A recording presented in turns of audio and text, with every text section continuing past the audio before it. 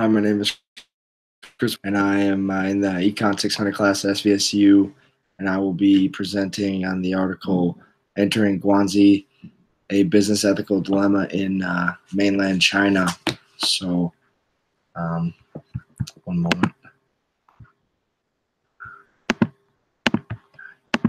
All right, so as you can see here, got my slideshow. So, Guangxi is defined as interpersonal relationships or connections. Basically, the social interactions within a network place and its members, and the equivalent of an infinitely repeated game with a set of people they know. Basically, so just interpersonal relationships or connections. The benefits of Guanzi, have recently become an interest of people in the Western world just because it's so unique to a place like China.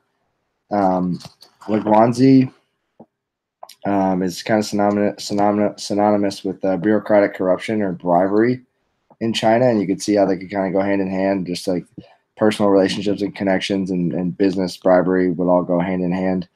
That's why there could be, a potential ethical dilemma in terms of like long-term business relationships, just colluding, with the corruption and bribery. And you can see how the relationships could get intermixed and turned into something that's not very ethical. Moving on. So, favor seeking, the cultural rule of Guanzi, built upon friendship or intimacy oriented toward continued exchange of favors. Basically, rules of Guanzi are prescribed by Lun, a set of typical Chinese feudal ethics that define the hierarchical relationships between the noble and the humble, the close and the distant. Let's see here. The obligation rule within the Jiren dimension. Basically, family, kin, and clan constitute three concentric Guanzi circles, with the family representing the most intimate circle. Obviously, family is going to be the most intimate. And those interrelations are tied by blood marriage or adoption. So the blood tie, distance among lineage, is a general rule within the clan, basically. So that's kind of the obligation rule within the Jiren dimension. Moving on. So the reciprocity rule of in the Xiao-Ren dimension. So Manzi and Requing.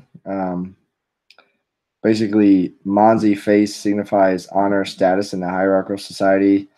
Renqing signifies social obligation and the sense of reciprocity as well. The instrumentality rule in the Shenren dimension. Because interactions with Shenren are superficial and temporary, instrumentality or opportunism will work as the rule of the Guanzi game in this instance. So Shenren is kind of superficial, whereas Xiaoren is more the family unit. So that's kind of the distinction there between the two. Moving on. So categories of Guanzi basically are you've got your Jiren, your Xiaoren, and your Shengren. The basis of each one of those for the Genren, it's your parents, brothers, sisters, daughters-in-law, so marriage and just blood relation, adoption as well. The Xiaoren is relatives, friends, classmates, co-workers, so still a tight circle, but not quite as tight as the Jiren. And then the Shengren is residents in a local community, people in the same company, people you would interact with, but still within a broader sense of that circle. The rules of the Johnny Graham for Jiren would be like obligation, basically. Your family. For Xiaoren, as we talked about, reciprocity based on Requing and a code of brotherhood. and then Shengren would be instrumentality based on personal gain and loss. So as they get less and less personal, the rules also do as well. The entry strategies for each, the Zhenren would be marriage. I suppose adoption could be there too. Shaoren would be just commitment, kind of like a friend thing. And the Shengren, there's no entry strategy. It's because it's kind of the superficial one, basically. Moving on. So rent seeking.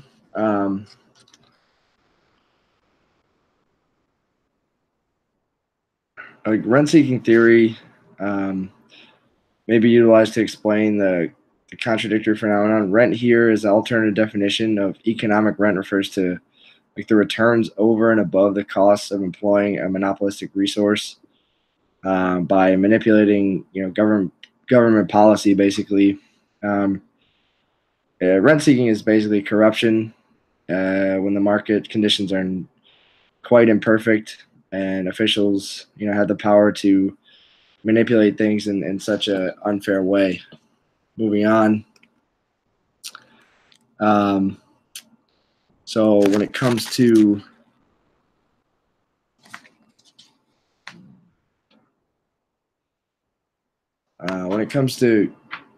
Quinyu Guanzi and Quanli Guanzi, basically it's just a different type of interpersonal relationship. The Quinyu is among people who have no official power. As it says, a desert of rent-seeking people, where people can be reminiscent of the traditional Chinese ethical codes. The way the two relate, basically, Quinyu, it definitely beats the Quanli in two aspects. First, Quinyu is rooted in Chinese traditional ethics and poses a moral power that Quanli lacks, and also Quinyu has a wider social influence and importance that involves high-ranked people. So Quinyu is definitely better in that regard. Moving on. So if you just want to break down rent-seeking and favor-seeking and the difference between those, basically, rent-seeking is like within your own faction, a kind of relation, like a tighter circle, and it goes all the way down to Quan Li, whereas favor-seeking is relatives, distant relatives, classmates, teachers, so a little bit outer circle, and that's kind of the difference between the rent and the favor-seeking. So suggestion one, basically, take the lead in making commitments. Basically, it's Guanzi's maintained by trust, basically. So that's got to be had first and foremost. Suggestion two, giving favors, or also bang mang would be the term there. There are two arts of giving favors, the Zuzong Song Ten, and that is more appreciated because it represents a higher marginal utility to trouble people. And the Jinshang Tan Hu represents easy way, easy help, which is clearly a little cost to the helper and often redundant to the receiver. Moving on. Suggestion three, always be empathetic.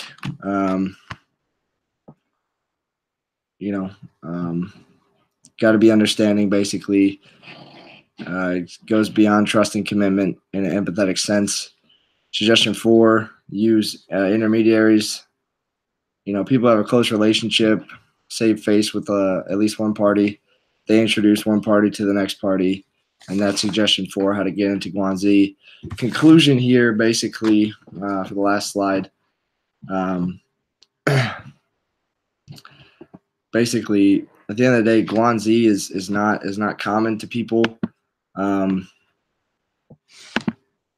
of Western, of Western descent, basically, and it's quite complex. And in order to really get in and be a part of whatever type of Guanzi you're trying to accomplish, you have to have connections and interpersonal relationships. As it goes back to the beginning, it's definitely complex, and it definitely would take some time to, actually get in there and be successful in that regard. So definitely something that you need to have connections with and a deeper understanding. Thank you.